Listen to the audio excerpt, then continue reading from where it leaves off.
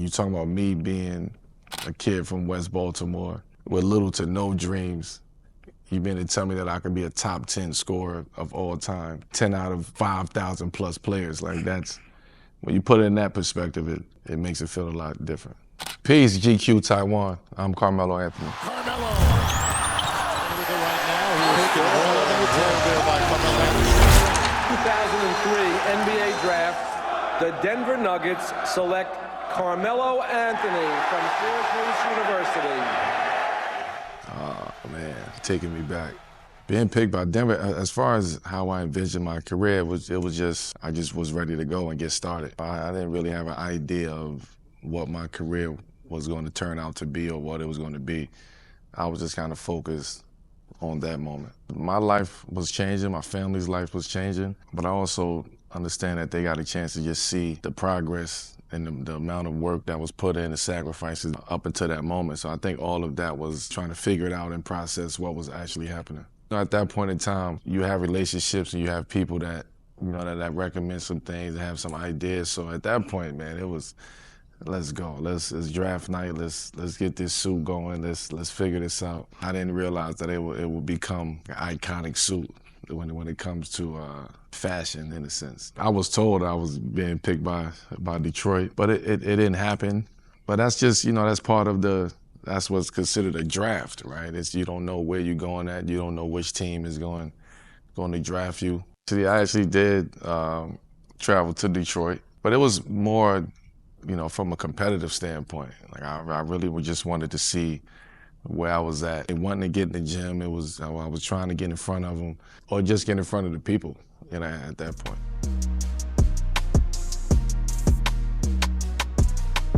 You know, representing the U.S. or representing any country that you're from, that's a major amount of sacrifice for yourself, for your team, for your country. The mindset and the mentality that you have to go out and have the wherewithal to understand that you're playing against the rest of the world. You know, you're not really playing against another city. Like, you're playing against the rest of the world. You're playing against countries. So when you go out there, you represent something that's much greater than you, that's bigger than you. And when you understand that, it means that much more to you. So I got opportunities to experience the game from a global standpoint, not just domestically in the U.S., but also internationally around the world. See where the game was at, see where players was at, see where the talent level was at a point in time where the talent level was still growing, was still developing, was still getting better. Countries were still trying to figure it out, what's their place in the game of basketball. I mean, I got a chance to see like young Tony Parker and young like Paul Gasol and Manu Ginobili, and those guys stood out. Of course, we had, you know, considered the 12 best players in the world. But when you get a chance to see guys on other teams and the amount of pressure that they actually have and the commitment and sacrifice that they're making the same way that we're making it, it's interesting to see how you playing for your club as opposed to playing for your country. It's a big difference. 08 was really like the turning point for USA basketball. And that was the moment that I think the rest of the world realized that we was getting serious at that point. You asked if you would trade your 3 gold medals for yeah. Yeah, it's still no. Again, it's perspective, right? I mean, we all, that's what we live for, right? And I think that's our culture. Growing up, you want to win. You want to win a championship. You want to win an NBA championship. But then when you actually play in the game, you realize how hard it is to win an NBA championship. As far as 3 gold medals, you really have an opportunity. I really had an opportunity to go and do something very specific, as opposed to, you know, everything is hanging on my coattail. If I'm with the New York Knicks or I'm with the Denver Nuggets, when I'm with the USA team, I got other guys that I actually have to rely on. I have a country I have to rely on, as opposed to having a city to rely on. Like it's greater, it's bigger than anything. But I do understand the importance of winning an NBA championship or winning in the NBA. That is first and foremost. I mean, that will always be the pinnacle of it. But when you experience international play in four Olympic, you know, games, you have a different perspective on it. 6'8" from Syracuse, number 7, Carmelo Going from Denver to New York, it definitely changed my responsibility as a player. The Knicks, I mean, of course, is New York. We all want to play in New York. We all want to represent New York. The assignment, I also understood what comes with putting a New York jersey on and the amount of pressure that comes with that. The whole world is watching when you're playing in Madison Square Garden. So the amount of focus and, you know, and the commitment that comes with that, and also the burden that comes with representing New York, not just as a Knick, but as a city, as a state. Like you representing something that's a lot different than what I've experienced before. Well, when you have an opportunity to play or bring a team like that together with that much characteristics and energy and mentality, you know, it makes it fun. When the game is fun and you're winning and you're playing at a high level in New York, there's no greater place to play in. For me, having somebody like Bernard King, who grew up right over there in Fort Greene and Gowanus and all of that, like you have an opportunity to look up and represent, you know, have an opportunity to chase what somebody who's already done it. So, you know, I always felt like he was not only one from Brooklyn, but also somebody who came from where I came from, and he understood what this was about, and growing up in those environments. So he was the closest one to me in New York, being able to represent.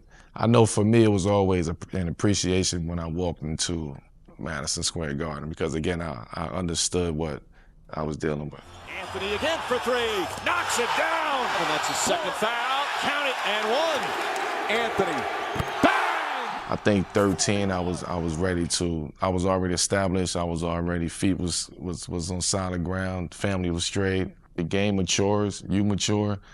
You have a different perspective on the game, or how the approach on the game is a lot different than when I was in Denver. I think in Denver it was, you know, my first seven and a half seasons. You're still young. I mean, you're still 19, you know, 19 to 25, 26. You're very young in the NBA, man. So by the time I got to New York, I was fine-tuned at that point. You know, I think I was refined, you know, a lot more than I was in Denver, where I was I was raw, I was fresh, I was, you know, excited to be in the NBA and to have my own organization and team and represent something that was different. And then when you get to New York, that's when the maturity sets in. That shot is good! Carmelo Anthony with the greatest scoring game in Knicks history. He's got 62. The real story behind that is we wasn't having such a really good season up. Like really, we wasn't winning games up until that point. So we talk about the flip side of playing in Madison Square Garden and playing in New York with the fans. It was a different experience. It was just something about that game. It was just a testament to, you know, really being able to be the eye of the storm. And even though when things just feel like it's falling apart, you still was in the moment. I still was in the moment of wanting to be better and wanting to do better and wanting to go out there and compete. When you're a competitor, you find different ways to give you an edge. And I think that moment against Charlotte, I felt different moments, different things that gave me edge. He starts to show off. How about a buzzer beater from half court? Anthony feels that moment, I think it was perfect that I had the opportunity to take that shot from half court, because it was just a flow. It was just a constant flow that was happening throughout the course of the game. And I did feel like I was the only one that was in that zone. I don't think I allowed anything or anybody to get into that moment. Carmelo Anthony. To me, that's like the ultimate sign of respect. When you can garner the fans and the fans could, you know, kind of get behind your progress and your game, and they get an opportunity to support that 10 times, you know, where the fans voted, you know, for me to be a part of an NBA All-Star game. You're talking about, you know, 24 of 450 players, right? So the fans have recognized me as one of those 24.